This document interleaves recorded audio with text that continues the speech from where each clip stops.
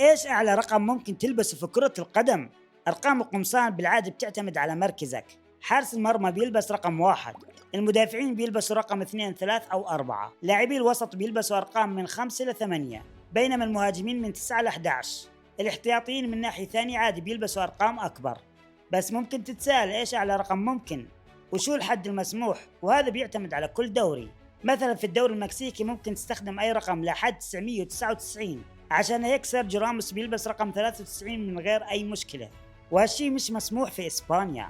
في الحقيقة في الدوريات الأوروبية في قوانين معينة لازم تتبعها. نيمار قدر يلبس رقم 100 مع سانتوس في البرازيل، بينما رجيليو لبس رقم 618. مع هيك في البطولات الرسمية في الاتحاد الأوروبي مثل دوري الأبطال أعلى رقم مسموح هو 99.